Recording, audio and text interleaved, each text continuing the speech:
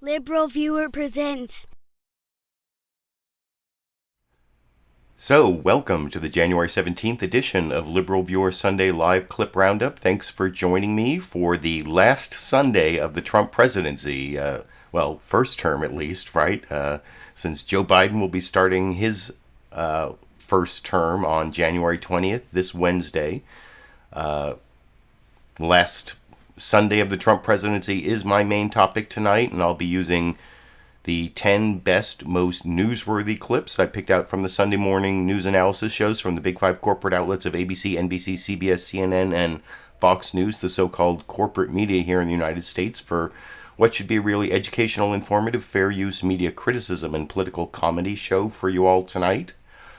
Got that out of the way. Oh, and there's a link down in the video description to my clip list, my notes I use for my 10 clips. The source of all the clips is down in the video description. Like I said, my main topic is Trump's last Sunday. Then I'll have one clip at the end, Dr. Anthony Fauci talking about vaccine stockpile and distribution problems, the ongoing COVID-19 crisis, which is just getting worse. Maybe soon will be getting better. Well, we'll talk about that at the end. But for the political comedy, I picked out for you a tweet, a Republican versus Republican tweet here.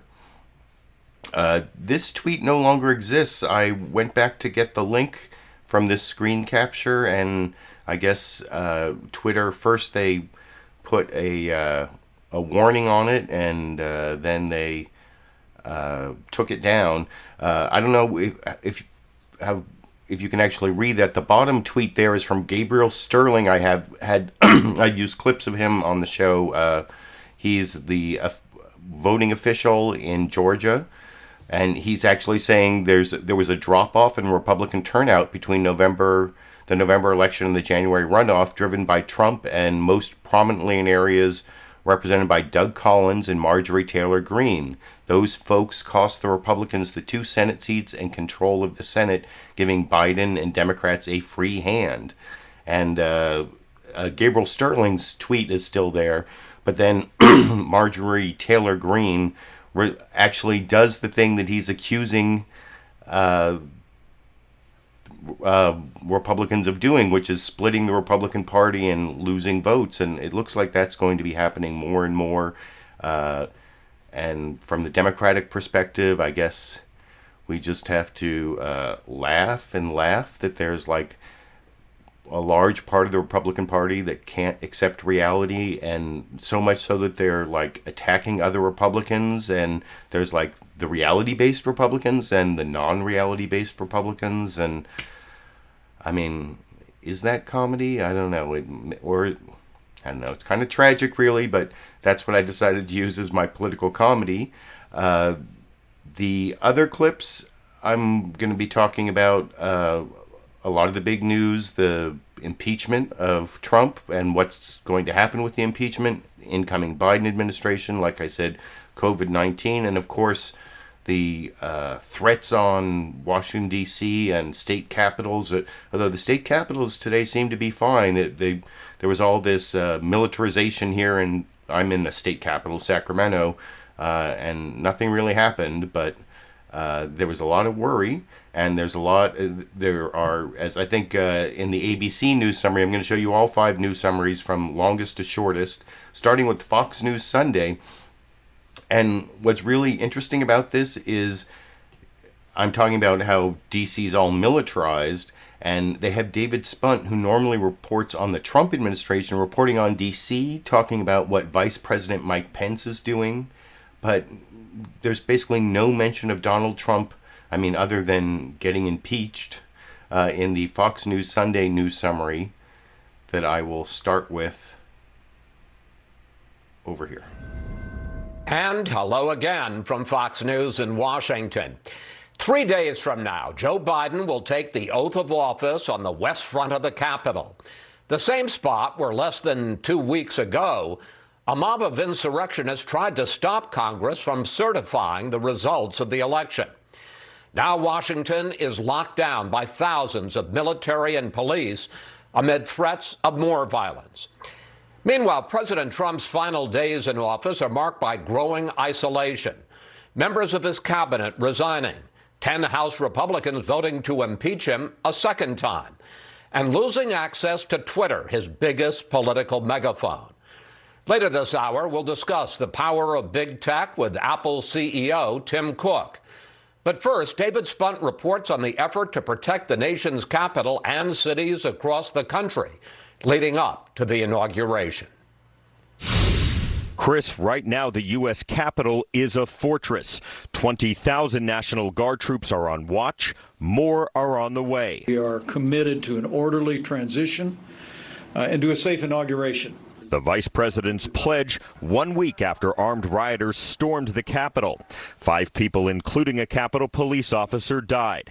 Every day, authorities make new arrests, including Jacob Chansley, who allegedly warned the vice president in a note, quote, "Justice is coming." The TSA may add those arrested to the no-fly list ahead of Wednesday's transfer of power.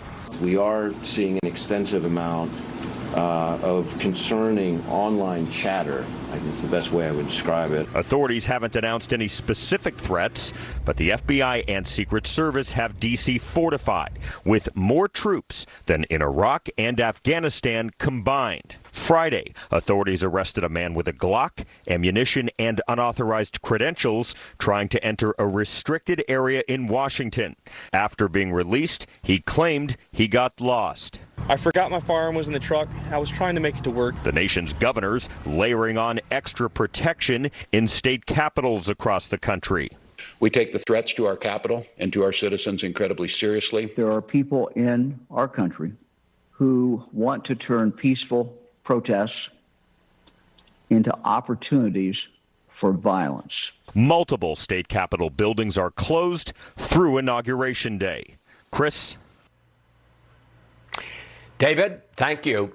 And joining us now, Arkansas Governor Asa Hutchinson, Vice Chair. And I don't have an Asa Hutchinson clip. If you want to see the Asa Hutchinson interview, you have to click on the link to the Fox News Sunday program. But like I said, wasn't it odd that David Spunt, who normally is reporting on the Trump administration, was reporting on D.C. and almost never mentioned Trump? You heard ChrisWallace. Sorry, I've been a little bit sick today.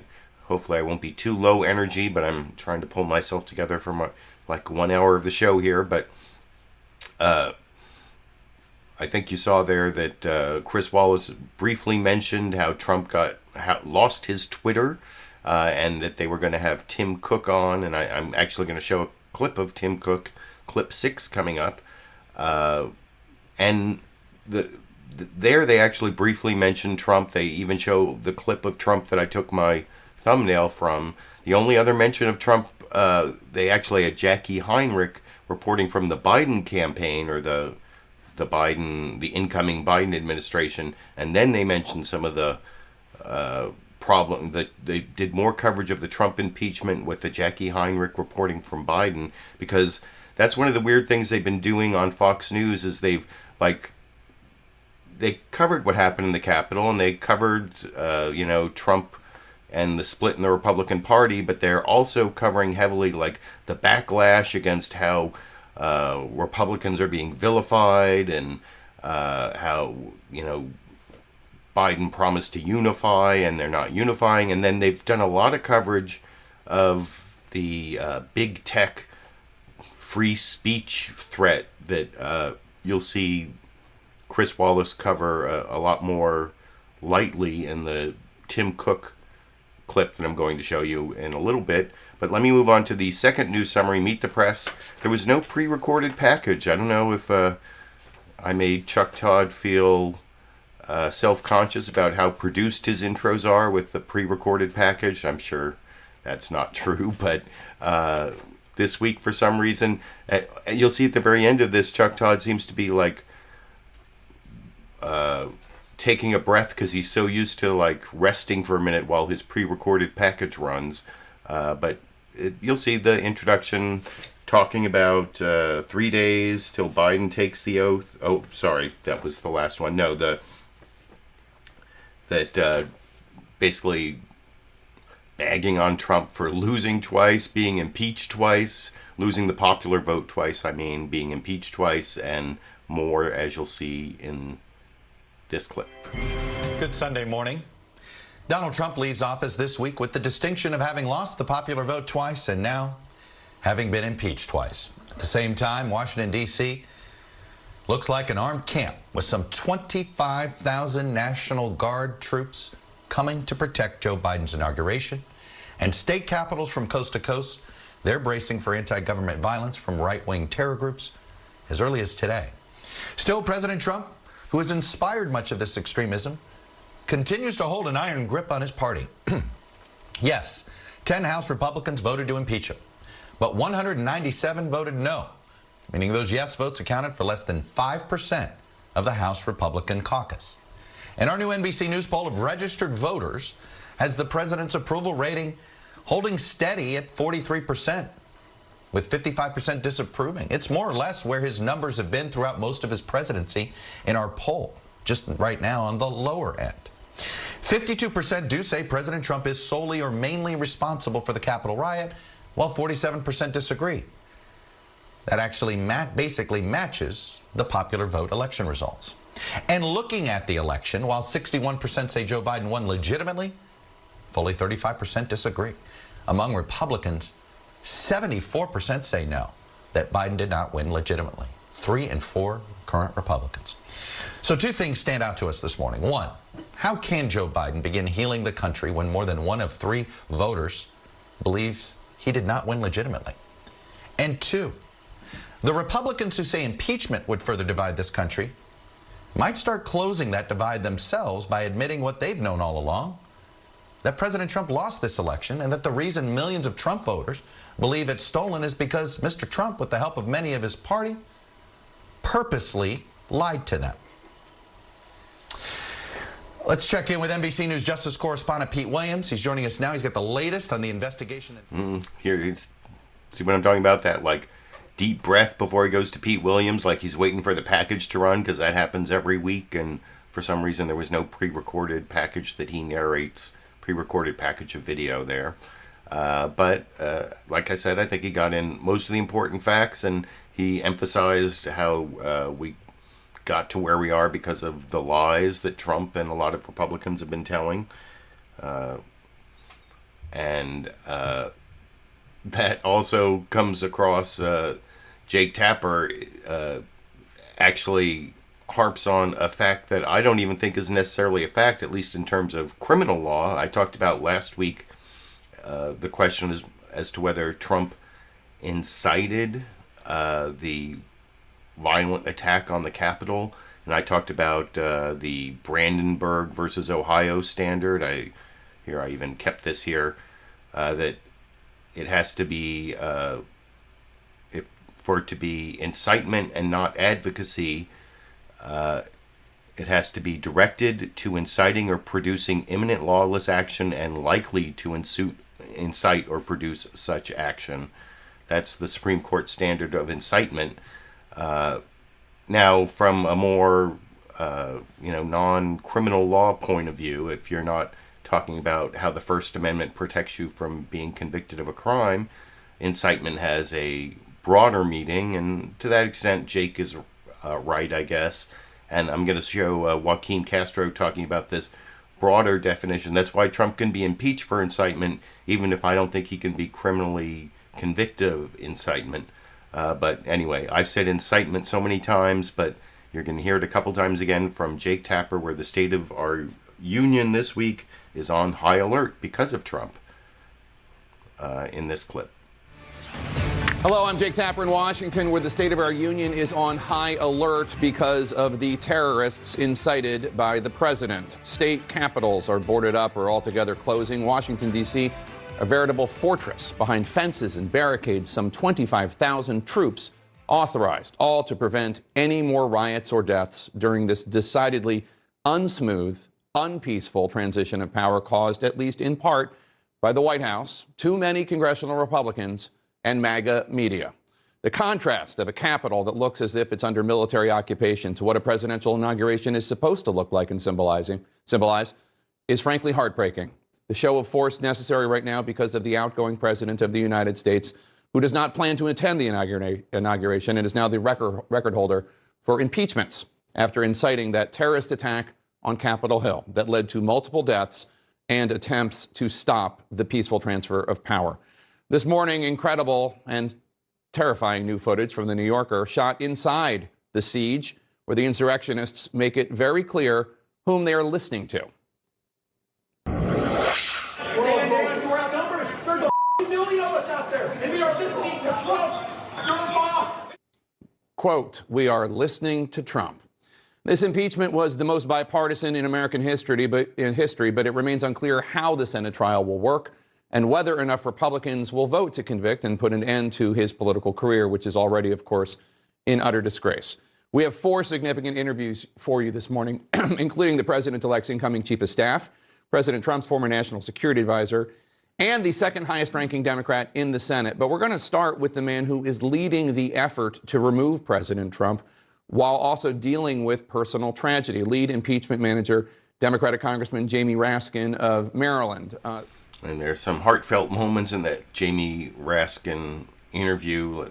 You can click on the link to CNN State of the Union. I don't have the Jamie Raskin clip. Jamie Raskin's son, who was a second-year law student at Harvard, succumbed to depression and committed suicide, I think, on New Year's Eve, and yet he's hard at work trying to protect the Constitution from the violations of the Trump administration, and so you have to give him credit for that. I actually have a clip of Ron Klain, President Biden's incoming chief of staff, that I'll be showing coming up. But you saw in that CNN State of the Union news summary, they played a little bit of this New Yorker video. I think I didn't put a link in the video description to the New Yorker video, but it was the breaking news this morning, showed a lot more inside look at the people who stormed the Capitol. You saw there that one of them was telling the cops that they were following the orders of Trump, who is the cops' boss, which isn't exactly right, but I am going to keep the CBS News Face the Nation news summary coming up, playing past where Margaret Brennan's talking through the report by Jeff Fugase. And I'm not going to play the whole thing, but I want to show a sort of alternate New Yorker clip where it's not Trump who's in charge, it's actually Ted Cruz. And I wanted to juxtapose, I guess CNN wants to use New Yorker video to make Trump look bad. CBS, on the other hand, well, does anyone ever make Ted Cruz look good? I don't think so. But anyway, here's that CBS News summary. And I'm going to stop the Jeff Fugase report partway through over here. Good morning and welcome to Face the Nation. Tensions are running high here in Washington and all around the country as President Donald Trump's term comes to an end and former Vice President Joe Biden's term as president is set to begin. We've seen tumultuous political times before in our history, but not like these. We begin this morning with Chief Justice and Homeland Security correspondent Jeff Fugase. Jeff? Margaret, the law enforcement presence that is in place right now is unprecedented, and U.S. officials tell us the greatest threat to this event is coming from domestic violent extremists, that is, Americans seeking to harm fellow Americans. There has been heightened security in Washington since the deadly attack on the Capitol by violent extremists on January 6th. New footage released this morning by the New Yorker magazine shows more evidence the Capitol Police were undermanned and overwhelmed by a mob of attackers, some of whom made it into the Senate chamber. There's got to be something in here we can use against these scumbags. They photographed papers in a binder on a desk appearing to belong to Texas Republican Senator Ted Cruz. I think Cruz would want us to do this, so yeah, absolutely. I think we're good. So they're saying that they're looking for approval from Ted Cruz. Like I said before, I showed the clip, and now I want to show the final of the 5 news summaries. This is, and I'm not going to keep it playing through the ABC Justice correspondent Pete Williams. They had several reporters reporting on, that D.C. lockdown and with all the military and, well, a lot of the same things. I actually think that this last news summary, even though it's the shortest, it is in some ways the best thought out or maybe best written. I like the 3 Wednesdays and then all the crises put together, you know, COVID and the economy and the political divisions. But I like the 3 Wednesdays at the beginning, and I'll talk about this a little more with you after we watch the final news summary from ABC's This Week with George Stephanopoulos this morning over here. Good morning and welcome to This Week. Insurrection, impeachment, inauguration. 3 Wednesdays, 3 weeks unlike any others in American history. And in just 3 days, Joseph Robinette Biden will take the oath of office, addressing America in crisis. Plagued by a pandemic, economic hardship, deeply divided, reeling from the most dramatic act of domestic terrorism our country has ever seen. All inspired by the president leaving office. As we come on the air this morning, there are more U.S. troops protecting the Capitol than in Iraq, Afghanistan, Syria, and Somalia combined. The mall where almost 2 million people gathered for Barack Obama's inauguration will be empty when Joe Biden swears to preserve, protect, and defend the Constitution of the United States. And not long after, all 100 senators will take an oath of their own, promising to do impartial justice in the second Trump impeachment trial. Head-swirling, mind-bending, surreal, and historic. We are living through a major moment in the life of our republic, and we're going to try to do it justice this morning, starting with our chief White House correspondent, John Karl, our chief justice correspondent, Pierre Thomas. Pierre, let me begin with you right now. We know that Washington is on the highest alert. Oh, it's Pierre Thomas is the justice correspondent. Pete Williams is the NBC justice correspondent. How could I have been so wrong? I apologize for that mistake. Pete Williams and Pierre Thomas, they're totally different people, but they have the same beat anyway. And anyway, I think I pretty well talked about the news summaries before I showed them and juxtaposed the 5, and I put them from longest to shortest. I don't know which one you think is best. Who wins the week? You can let me know what you think in the comment section. This next clip I find really interesting. It's the ChrisWallace Power Player of the Week with Tim Cook, or Tim Apple, as Trump called him that one time because he's the CEO of Apple. And Power Player of the Week is a segment at the end of Fox News Sunday, every Sunday. I almost never take a clip from there. It's usually like a really soft portrait, usually of some right-wing person, to, you know, make them look human. Occasionally they do non-political or even more liberal people. And I am somewhat surprised that Fox News gave such a positive view of a big tech CEO, because they've been, as I was saying earlier, they've spent like all week attacking the, you know, big tech for silencing conservative voices. That has been like one of the big stories they've been using. I was even looking, there was this article on Slate, which I haven't put a link in the video description, maybe for the recorded show viewers. This is Justin Peters on Slate Magazine wrote an article. Fox News can barely admit the Capitol riot is a story. It was the week Trump was impeached for fomenting insurrection, and Fox's hosts mostly railed against Twitter or big tech. That was like, I was like the backlash against Republicans for the bad things Republicans did, you know, being blamed for the riot, it's sort of the deplorable thing again, where they're playing victim because they're getting blamed for things that Trump supporters did. And so that's one of the big stories. And then, of course, the silencing of conservative voices by big tech. And I actually don't like some of the ways big tech acts in terms of free speech. The ACLU even said that the Trump Twitter ban might be a problem.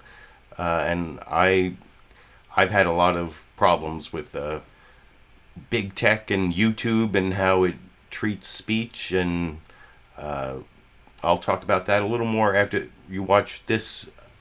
Like I said, it's like it's sort of a puff piece, and I can't believe that Fox News gave such a positive treatment to Apple's decision to take Parler off of their app store and gave Tim Cook as much room to make his case as they did in the Fox News Sunday clip I will talk about with you a little more after we watch it together over here. It was an unenviable task, filling the shoes of legendary Apple co-founder Steve Jobs. But this week's power player stepped in and exceeded all expectations. Now he's guiding the tech giant through a new era of scrutiny over how its tools can be used for good or ill. Here's our power player of the week. It was one of the saddest moments of my life, seeing an attack on our capital, an attack on our democracy. Apple CEO Tim Cook on the horror of watching rioters breach the U.S. Capitol last week. I felt like I was in some sort of alternate reality, to be honest with you, that this could not be happening. In the aftermath, big tech companies scrambled to purge violent rhetoric. Twitter banned President Trump, cutting off his favorite link to supporters. They're dividing and divisive, and they're showing something that I've been predicting for a long time. I think big tech has made a terrible mistake and very, very bad for our country. Big tech is not monolithic. You know, there's several companies, they do different things. For us, we're always trying to do the right thing. Cook decided the right thing for Apple was to suspend the conservative-leaning social media platform Parler from its App Store due to some users' violent posts. Isn't big tech restricting speech? We have an app store that has about 2 million apps in it, and we have terms of service for these apps. We obviously don't control what's on the internet, but we've never viewed that our platform should be a simple replication of the internet. We have rules and regulations, and we just ask that people abide by those. How did you decide to balance free speech with objectionable content? We looked at the incitement to violence that was on there, and we don't consider that free speech and incitement to violence has an intersection. What about the argument that by taking Parler off Apple, in addition to what other companies are doing, that you're just driving these people, these views further underground?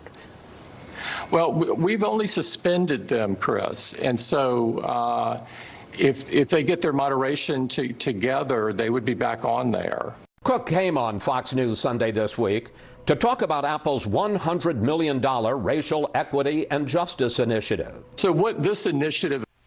And then they go on to give Tim Cook a platform to talk about this racial justice initiative where they're trying to invest in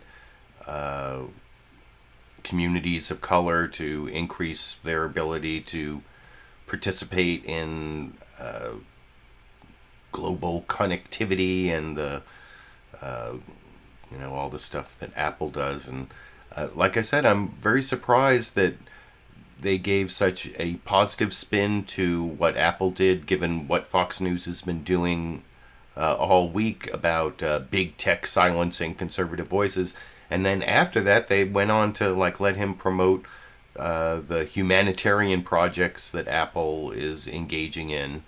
I guess corporate media always, even Fox News is corporate media, and that's one of the corporate biases is a bias towards big corporations, and Apple is the biggest of the big corporations, so I guess it's not that surprising. But though I saw some people questioning in the live comments about Trump being kicked off Twitter, and and also there's the other side that people are claim that when they get kicked off of big tech platforms that their free speech rights are being violated. Of course, the First Amendment generally only protects you against punishment by the government for your speech. Although there actually is, I have this whole theory about how big tech could be regulated in areas where big tech is serving as the 21st century public square. There's a line of cases that culminated in what we do here in California under the California version of the First Amendment. We give people free speech rights in shopping malls, privately owned shopping malls. The Supreme Court almost did that under the U.S. Constitution's First Amendment in this case, Logan Valley, I think it was, but then pulled back. But still lets California do it under the California Constitution without it violating the free speech rights of the shopping mall owners. So I think that concept could be moved to the areas of like Facebook and Twitter that act as sort of like the 21st century public square, that they would have to, that there could be some government law that required big tech to only engage in moderation that's what we call content and viewpoint neutral, and just those areas. But anyway, I've been thinking about making a video about that for a long time, and I don't know, that maybe that's something I'll do this year, but you can let me know what you think about that in the comment section. And speaking of the First Amendment, last week, like I said, I talked about how I didn't think that Trump's speech before the Capitol insurrection was enough to meet the Brandenburg incitement standard that I showed you earlier, where you basically, because he never even told anyone to do anything violent. He even used the word peaceably. He, basically told them to march to the Capitol, but to like cheer on the people they liked and not so much for the other ones. He never even told them to go in the Capitol. So I don't think he could really be criminally prosecuted because of the First Amendment protections there. But that's a different standard than for impeachment, which, like I said in this next clip, one of the impeachment managers, Texas Representative Joaquin Castro, talks to George Stephanopoulos on ABC's This Week with George Stephanopoulos this morning, and then also talks about whether Trump should testify at the impeachment and sort of the schedule for the impeachment, which I will talk about with you a little more after we watch it together over here. One of the points the Republicans have made in opposing impeachment, those who did oppose it, they've raised a First Amendment argument, pointed out that in his rally speech, the president also at one point told the crowd to remain peaceful.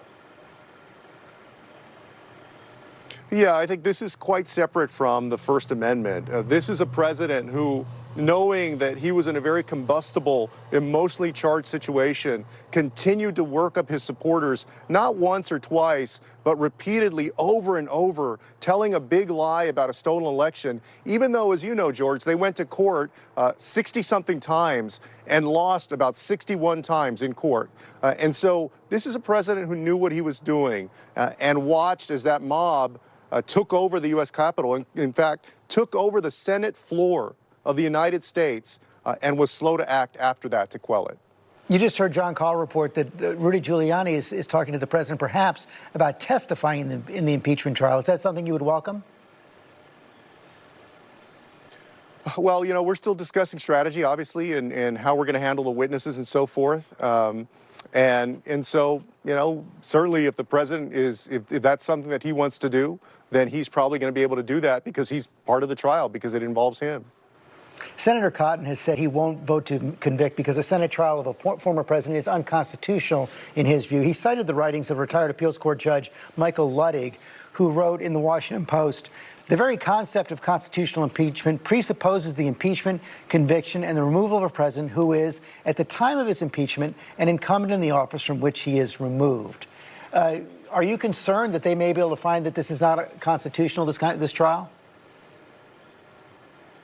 I don't believe so. In fact, one of the other purposes of impeachment in this case is to make sure that President Trump is not able to run for federal office again, that he's not able to seek the presidency. The reason for that is that somebody who incited a riot, an attempted coup of the United States government, should not be president again. So it's not just about making sure that there are consequences to his behavior. Certainly it's that.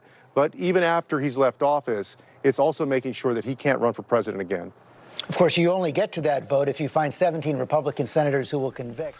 So, yeah, that's some interesting information there from Joaquin Castro. I agree with his analysis that there can be a trial. There was even a judge who was impeached after he resigned because he resigned to avoid impeachment and was still convicted and I think disqualified.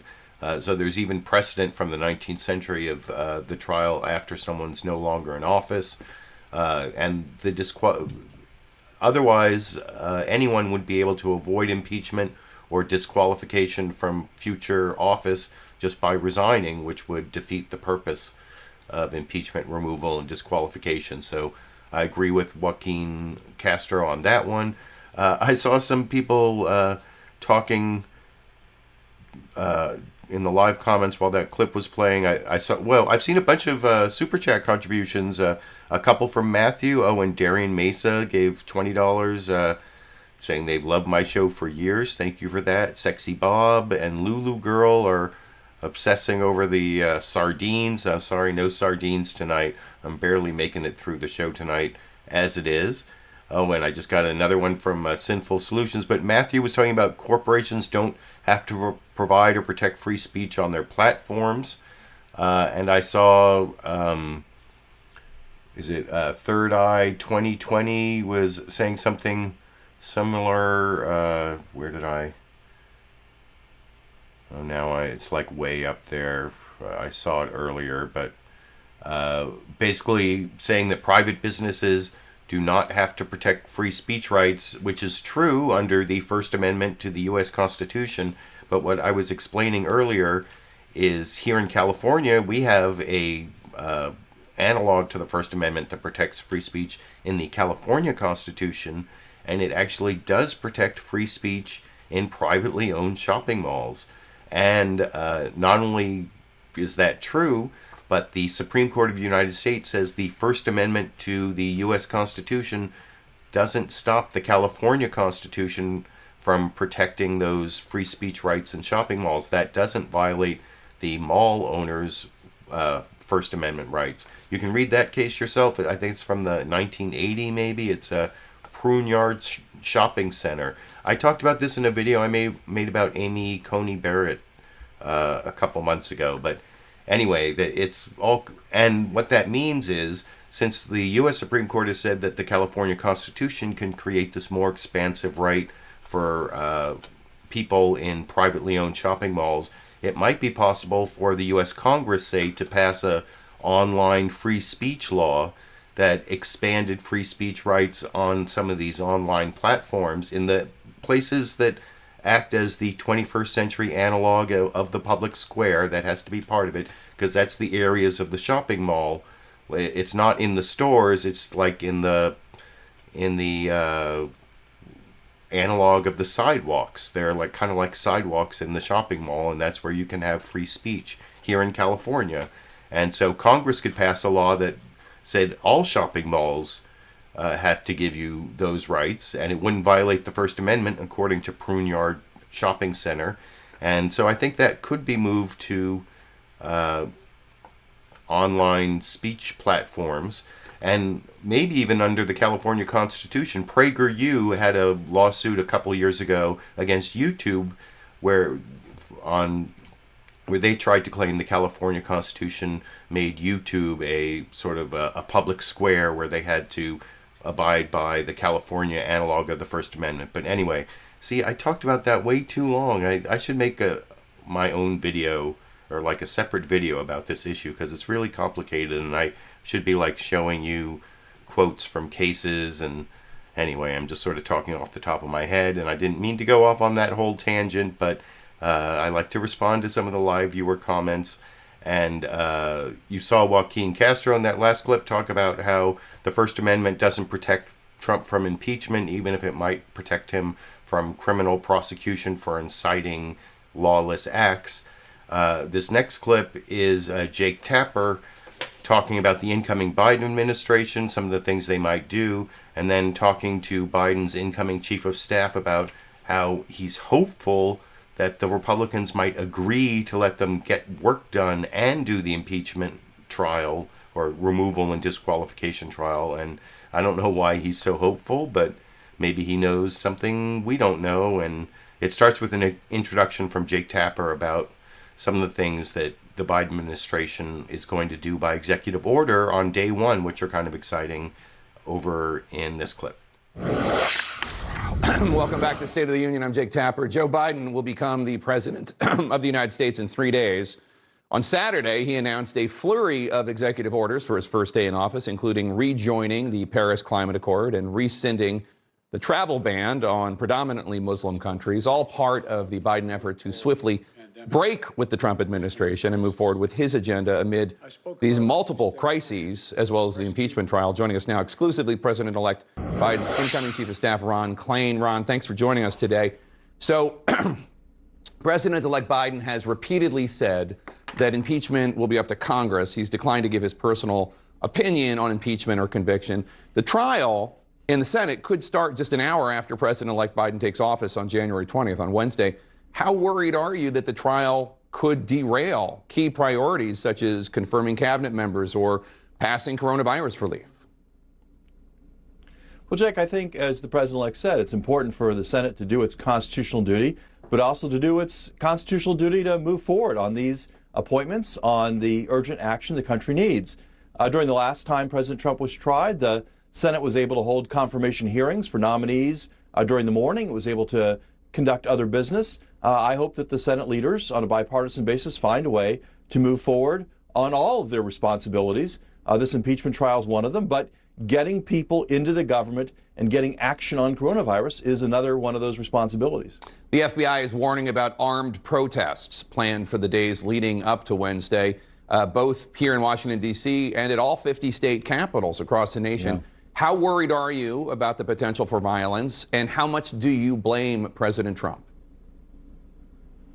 Well, I think we are concerned, certainly, about these threats in other places. I do think the Secret Service and all their assets, the help they're getting from the National Guard, will keep the inauguration itself safe and the official ceremonies in Washington safe. But these broader threats, Jake, are concerning. The president did incite this mob on January 6th, and that's very, very disconcerting. It's an action Congressman Raskin, I thought, was quite articulate about the unprecedented nature of that action. We are obviously getting briefings from the outgoing administration about the efforts to try to secure state capitals, secure Washington, D.C., the National Capital Region. The president-elect has asked Lisa Monaco, the former Homeland Security Advisor to President Obama, to be on point for him in the final days of the transition. And we will have a team in place in the White House to monitor these actions going forward, starting on 12 noon on January 20th. You noted that you blame President Trump for the incitement on January 6th. Do you blame him for the continued incitement of these radical? And you see, I told you, Jake Tapper is like totally into saying incitement and saying Trump engaged in incitement over and over again. He did in the news summary I showed you as clip 3, and there in his interview of Ron Klain. I don't know. I've explained why I think. I understand that's what the article of impeachment is on: incitement of insurrection. And in a broad sense, I think you can pin that charge on Trump. As I've explained, maybe ad nauseum at this point, I just don't think he can be criminally convicted of it because of the very high bar that the First Amendment puts on what is criminal incitement. But speaking of people who have criminal law experience, I'm going to show you a prosecutor here who is not one of the impeachment managers this time.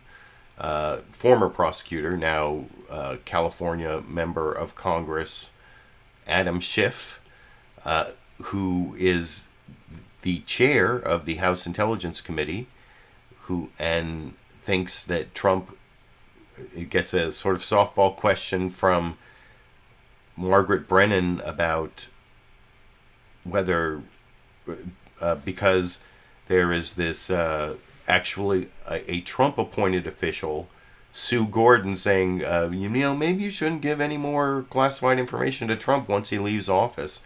And Adam Schiff, of course, agrees and emphatically agrees. Trump basically should never have classified material. Not even now, not in the future, not ever, whatever.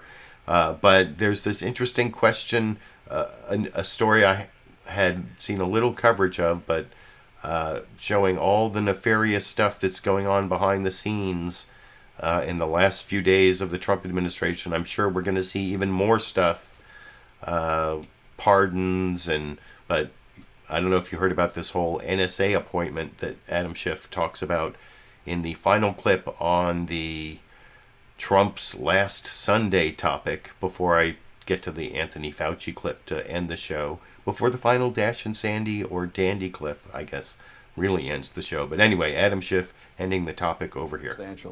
In your role on the committee, you have some oversight of the intelligence community. Sue Gordon, who I know you know, one of the nation's top intelligence professionals for decades, wrote an op-ed yesterday in which she said President Trump is a security threat himself, and when he leaves office, he should be denied access to intelligence briefings.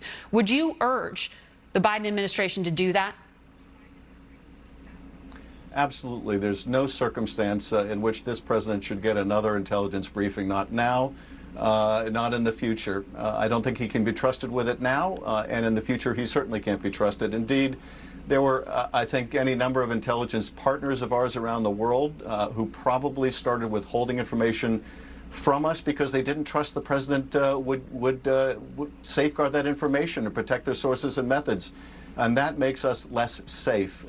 We've seen this president politicize intelligence, and that's another risk to the country.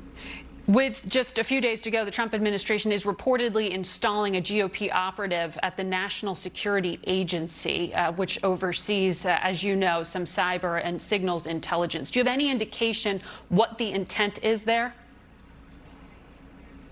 I think it's very clear this is part of the administration's effort to embed people in the civil servants who are political and partisan actors who don't belong there. In this case, Michael Ellis was mentioned in one of the articles of impeachment. He was involved in the midnight run. He was involved in putting that Ukraine call record in a secure computer system where it didn't belong to You're talking about the try first to impeachment. conceal that evidence.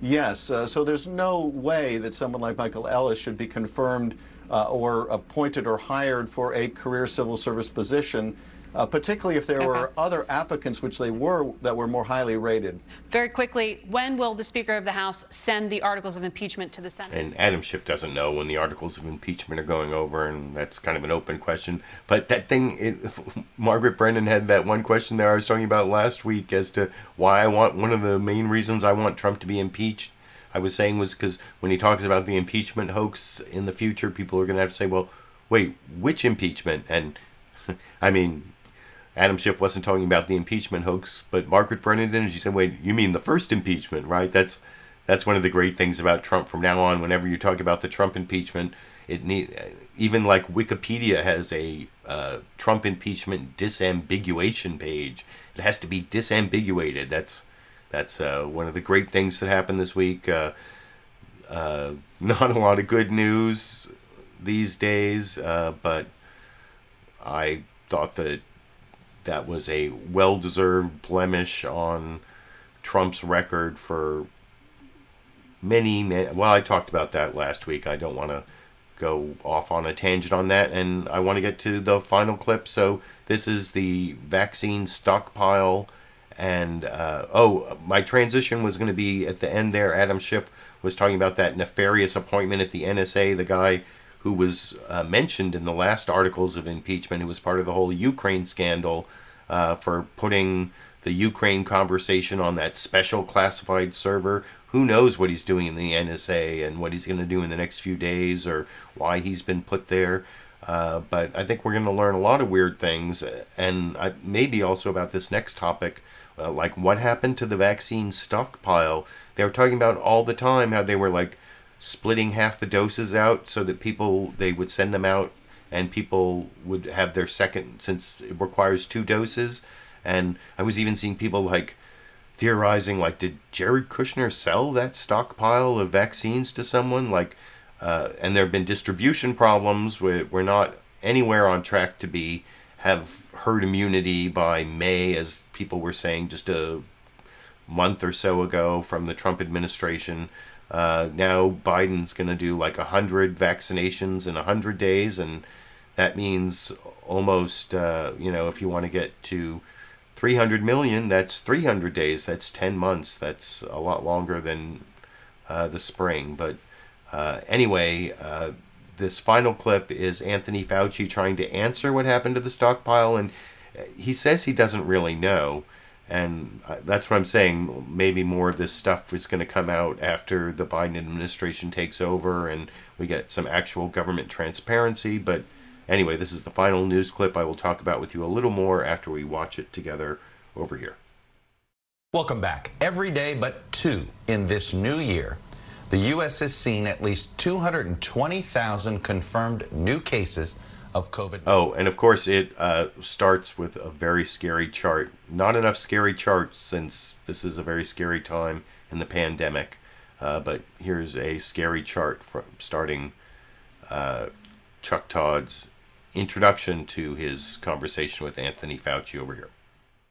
Welcome back. Every day but 2 in this new year, the U.S. has seen at least 220,000 confirmed new cases of COVID-19.